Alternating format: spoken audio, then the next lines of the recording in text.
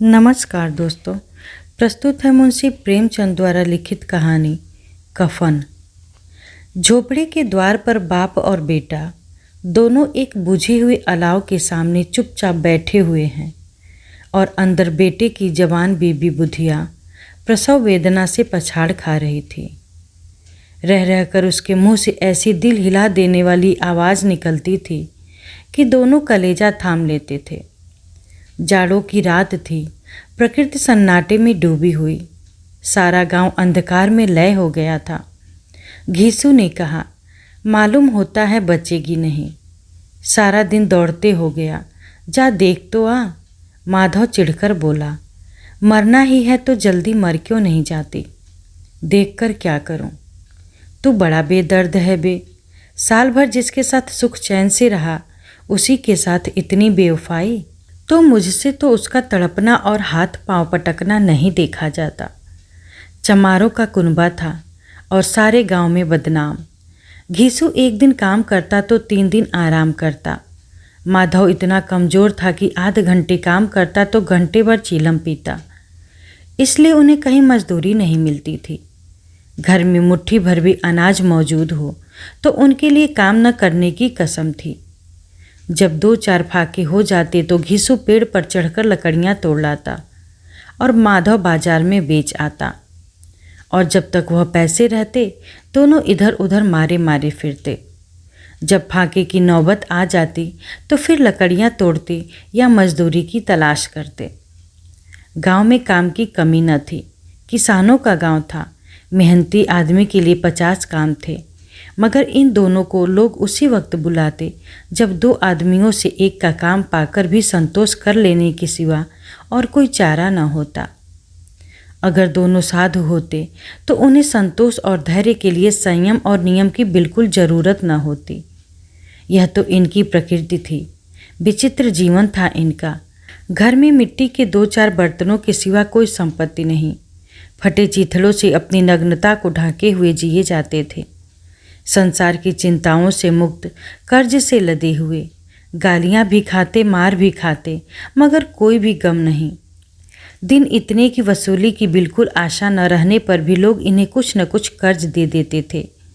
मटर आलू की फसल में दूसरों के खेतों से मटर या आलू उखाड़ लाते और भून भान कर खा लेते, या 10-5 उख उखाड़ लाते और रात को चूसते। घीसू ने इसी आकाशवृत्ति से 60 साल की उम्र काट दी और माधव भी सपूत बेटे की तरह बाप ही के पद चिन्हों पर चल रहा था, बल्कि उसका नाम और भी उजागर कर रहा था। इस वक्त भी दोनों अलाव के सामने बैठकर आलू भून रहे थे, जो कि किसी के खेत से खोद लाए थे। घीसू की स्त्री का तो बहुत दिन हुए देहांत हो गया था। माधव का ब्याह पिछले साल हुआ था। जब से यह औरत आई थी, उसने इस खानदान में व्यवस्था की नींव डाली थी। पिसाई करके या घास छिलकर वह सिर भर आटे का इंतजाम कर लेती थी और इन दोनों बेगैरतों का दोजख भरती रहती थी। जब से वह आई, यह दोनों और भी आलसी और आराम तलब हो गए थे, बल्कि कुछ अकड़ने भी लगे थे। कोई कार्य करने को बुलाते तो निर्वाज्य भाव से दुगनी मजदूरी मांगते। वही औरत आज प्रसव वेदना से मर रही थी और यह दोनों शायद इसी इंतजार में थे कि वह मर जाए तो आराम से सोए। घीसू ने आलू निकालकर छीलते हुए कहा, जाकर देख तो क्या दशा है उसकी। चुड़ैल का फिसाद होगा और क्या, यहाँ तो ओझा भी 1 रुपया मांगता है। माधव को भय था कि वह कोठरी में गया तो घीसू आलूओं का बड़ा भाग साफ कर देगा। बोला, मुझे वहाँ जाते डर लगता है। डर किस बात का है, मैं तो हूँ यहाँ। तो तुम ही जाकर देखो ना। मेरी औरत जब मरी थी तो मैं 3 दिन तक उसके पास से हिला तक नहीं, और फिर मुझसे लजाएगी कि नहीं। जिसका कभी मुंह नहीं देखा, आज उसका उखड़ा हुआ बदन कैसे देखूं? उसे तन की सुध भी तो न होगी। मुझे देख लेगी तो खुलकर हाथ पांव भी पटक न सकेगी। मैं सोचता हूँ कोई बाल बच्चा हो गया तो क्या होगा। सोंठ गुड़ तेल कुछ भी तो नहीं है घर में। सब कुछ आ जाएगा, भगवान दे तो। जो लोग अभी 1 पैसा नहीं दे रहे हैं, वे ही कल बुलाकर रुपए देंगे। मेरे 9 लड़के हुए, घर में कुछ न था, मगर भगवान ने किसी न किसी तरह बेड़ा पार ही लगाया। जिस समाज में रात दिन मेहनत करने वालों की हालत उनकी हालत से कुछ बहुत अच्छी न थी और किसानों के मुकाबले में वे लोग जो किसानों की दुर्बलताओं से लाभ उठाना चाहते थे कहीं ज़्यादा संपन्न थे, वहाँ इस तरह की मनोवृत्ति का पैदा हो जाना कोई अचरज की बात न थी। हम तो कहेंगे घीसू किसानों से कहीं ज़्यादा विचारवान था और किसानों के विचार शून्य समूह में शामिल होने के बदले बैठकबाजों की कुत्सित मंडली में जा मिला था। हाँ, उसमें यह शक्ति न थी कि बैठकबाजों के नियम और नीति का पालन करता, इसलिए जहाँ उसकी मंडली के और लोग गांव के सरगना और मुखिया बने हुए थे उस पर सारा गांव उंगली उठाता था। फिर भी उसे यह तस्कीन तो थी ही कि अगर वह फटे हाल है तो कम से कम उसे किसानों की सी जातोड़ मेहनत तो नहीं करनी पड़ती और उसकी सरलता और निरीहता से दूसरे लोग बेजा फायदा तो नहीं उठाते। दोनों आलू निकाल निकाल कर जलते जलते खाने लगे। कल से कुछ नहीं खाया था, इतना सब्र न था कि उन्हें ठंडा हो जाने दें। कई बार दोनों की जबानें जल गईं। छिल जाने पर आलू का बाहरी हिस्सा तो बहुत ज़्यादा गर्म न मालूम होता, लेकिन दांतों के तले पड़ते ही अंदर का हिस्सा जबान और हलक और तालू को जला देता था और उस अंगारे को मुंह में रखने से ज़्यादा खैरियत इसी में थी कि वह अंदर जा पहुँचे। वहाँ उसे ठंडा करने के लिए काफ़ी सामान थे, इसलिए दोनों जल्द जल्द निकल जाते। हालांकि इस कोशिश में उनकी आंखों से आंसू निकल आते। घीसू को उस वक्त ठाकुर की बारात याद आई जिसमें 20 साल पहले वह गया था।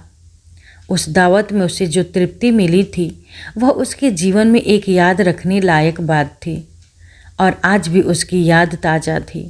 बोला वह भोज नहीं भूलता। तब से फिर उस तरह का खाना और भरपेट नहीं मिला। लड़की वालों ने सबको भरपेट पूड़ियाँ खिलाई थीं। सबको छोटे बड़े सब ने पूड़ियाँ खाईं और असली घी की चटनी, रायता, 3 तरह के सूखे साग, एक रस्सेदार तरकारी, दही, चटनी, मिठाई। अब क्या बताऊं कि उस भोज में क्या स्वाद मिला। कोई रोक टोक नहीं थी, जो चीज़ चाहो मांगो और जितना खाओ। लोगों ने ऐसा खाया कि किसी से पानी न पिया गया। मगर परोसने वाले हैं कि पत्तल में गर्म गर्म गोल गोल सुवासित कचौड़ियाँ डाल देते हैं। मना करते हैं कि नहीं चाहिए, पत्तल पर हाथ से रोके हुए हैं, मगर वह है कि दिए जाते हैं। और जब सबने मुंह धो लिया तो पान इलायची भी मिली, मगर मुझे पान लेने की कहाँ सुध थी। खड़ा न हुआ जाता था, चटपट जाकर अपने कंबल पर लेट गया। ऐसा दिल दरियाव था वह ठाकुर। माधव ने इन पदार्थों का मन ही मन मजा लेते हुए कहा, अब हमें कोई ऐसा भोज नहीं खिलाता। अब कोई क्या खिलाएगा? वह जमाना दूसरा था। अब तो सबको किफ़ायत सूझती है। शादी ब्याह में मत खर्च करो, क्रियाकर्म में मत खर्च करो। पूछो गरीबों का माल बटोर बटोर कर कहाँ रखोगे? बटोरने में तो कमी नहीं है, हाँ खर्च में किफ़ायत सूझती है। तुमने 20-1 पूड़ियाँ खाई होंगी, 20 से ज़्यादा खाई थी। मैं 50 खा जाता, 50 से कम मैंने भी न खाई होगी। अच्छा पट्ठा था, तो मेरा आधा भी नहीं है। आलू खाकर दोनों ने पानी पिया और वहीं अलाव के सामने अपनी धोतियाँ ओढ़कर पाँव पेट में डाले सो रहे, जैसे 2 बड़े बड़े अजगर डेंगुलियाँ मारे पड़े हों और बुधिया अभी तक कराह रही थी। सवेरे माधव ने कोठरी में जाकर देखा तो उसकी स्त्री ठंडी सी हो गई थी। उसके मुंह पर मक्खियाँ भिनक रही थीं, पथराई हुई आंखें ऊपर टंगी हुई थीं, सारी देह धूल से लथपथ हो रही थी। उसके पेट में बच्चा मर गया था। माधव भागा हुआ घीसू के पास आया, फिर दोनों जोर जोर से हाय हाय करने और छाती पीटने लगे। पड़ोस वालों ने यह रोना धोना सुना तो दौड़े हुए आए और पुरानी मर्यादा के अनुसार इन अभागों को समझाने लगे, मगर ज़्यादा रोने पीटने का अवसर न था। कफन की और लकड़ी की फिक्र करनी थी। घर में तो पैसा इस तरह गायब था जैसे चील के घोंसले में मांस। बाप बेटा रोते हुए गांव के जमींदार के पास गए। वह इन दोनों की सूरत से नफरत करते थे। कई बार इन्हें अपने हाथों से पीट चुके थे। चोरी करने के लिए, वादे पर काम पर न आने के लिए पूछा, क्या है बे घिसुआ, रोता क्यों है? अब तो तू कहीं दिखाई भी नहीं देता। मालूम होता है इस गांव में रहना नहीं चाहता। घीसू ने जमीन पर सिर रखकर आंखों में आंसू भरे हुए कहा, सरकार, बड़ी विपत्ति में हूँ। माधव की घरवाली रात को गुजर गई। रात भर तड़पती रही सरकार। हम दोनों उसके सिरहाने बैठे रहे। दवा दारू जो कुछ हो सका सब कुछ किया, मुदा वह हमें दगा दे गई। अब कोई एक रोटी देने वाला भी न रहा मालिक। तबाह हो गए, घर उजड़ गया। आपका गुलाम हूँ। अब आपके सिवा कौन उसकी मिट्टी पार लगाएगा। हमारे हाथ में जो कुछ था वह सब तो दवा दारू में उठ गया। सरकार ही की दया होगी तो उसकी मिट्टी उठेगी। आपके सिवा किसके द्वार पर जाऊं। जमींदार साहब दयालु थे, मगर घीसू पर दया करना काले कंबल पर रंग चढ़ाना था। जी में तो आया कह दे, चल दूर हो जाए यहाँ से। यूँ तो बुलाने से भी नहीं आता। आज जब गरज पड़ी तो आकर खुशामद कर रहा है। हरामखोर कहीं का बदमाश। लेकिन यह क्रोध या दंड का अवसर न था। जी में कुड़ते हुए 2 रुपए निकाल कर फेंक दिए, मगर सांत्वना का एक शब्द भी मुँह से न निकाला। उसकी तरफ ताका तक नहीं, जैसे सिर का बोझ उतारा हो। जब जमींदार साहब ने 2 रुपए दिए तो गांव के बनिए महाजनों को इनकार का साहस कैसे होता। घीसू जमींदार के नाम का ढिढोरा भी पीटना जानता था। किसी ने 2 आने दिए, किसी ने 4 आने। 1 घंटे में घीसू के पास 5 रुपए की अच्छी रकम जमा हो गई। कहीं से अनाज मिल गया, कहीं से लकड़ी, और दोपहर को घीसू और माधव बाजार से कफन लाने चले गए। इधर लोग बांस वांस काटने में लगे। गांव की नर्म दिल स्त्रियां आ आकर लाश को देखती थीं और उसकी बेकसी पर 2 बूंद आंसू गिराकर चली जाती थीं। बाजार में पहुंचकर घीसू बोला, लकड़ी तो उसे जलाने भर को मिल गई है, क्यों माधव? माधव बोला, हाँ लकड़ी तो बहुत है, अब कफन चाहिए। तो चलो कोई हल्का सा कफन ले लें।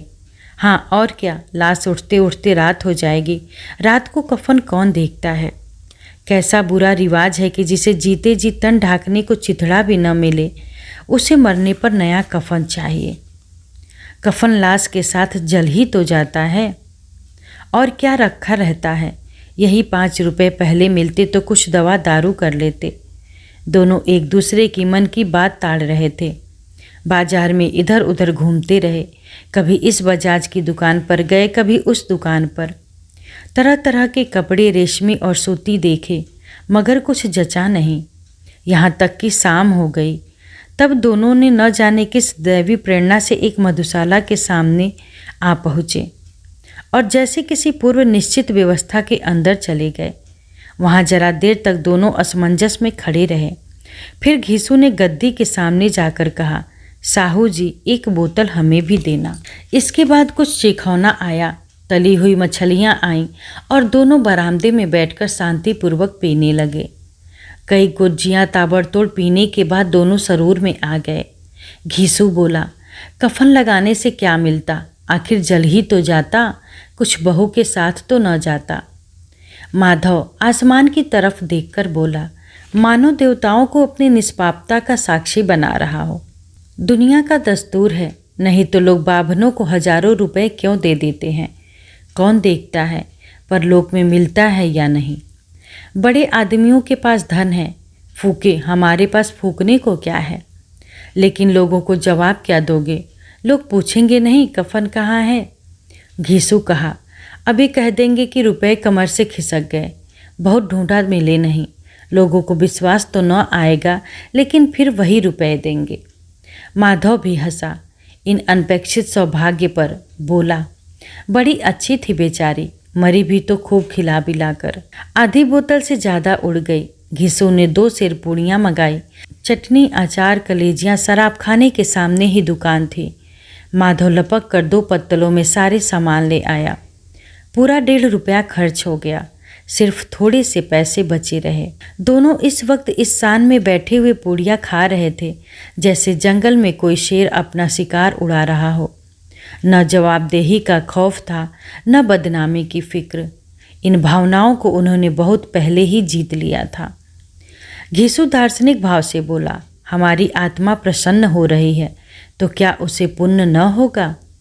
माधव ने श्रद्धा से सिर झुकाकर तस्दीक की, जरूर से जरूर होगा। भगवान तुम अंतर्यामी हो, उसे बैकुंठ ले जाना। हम दोनों हृदय से उसे आशीर्वाद दे रहे हैं। आज जो भोजन मिला वह कभी उम्र भर न मिला था। एक क्षण के बाद माधव के मन में एक शंका जगी। बोला, क्यों दादा, हम लोग भी तो एक न एक दिन वहाँ जाएंगे ही। घीसू ने इस भोले भाले सवाल का कुछ उत्तर न दिया। वह परलोक की बातें सोचकर इस आनंद में बाधा न डालना चाहता था। जो वहाँ हम लोगों से पूछे कि तुमने हमें कफन क्यों नहीं दिया तो क्या कहोगे? कहेंगे तुम्हारा सिर। पूछेगी तो जरूर, तू कैसे जानता है कि उसे कफन न मिलेगा? तू मुझे ऐसा गधा समझता है? 60 साल क्या दुनिया में घास खोदता रहा हूँ? उसको कफन मिलेगा और इससे बहुत अच्छा मिलेगा। माधव को विश्वास न आया। बोला, कौन देगा? रुपए तो तुमने चट कर दिए। वह तो मुझसे पूछेगी, उसकी मांग में तो सिंदूर मैंने डाला था। घीसू गर्म होकर बोला, मैं कहता हूँ उसे कफन मिलेगा, तू मानता क्यों नहीं? कौन देगा, बताते क्यों नहीं? वही लोग देंगे जिन्होंने कि अब की दिया है। हाँ, अब की रुपए हमारे साथ न आएंगे। ज्यों ज्यों अंधेरा बढ़ता था और सितारों की चमक तेज होती थी, मधुशाला की रौनक भी बढ़ती जाती थी।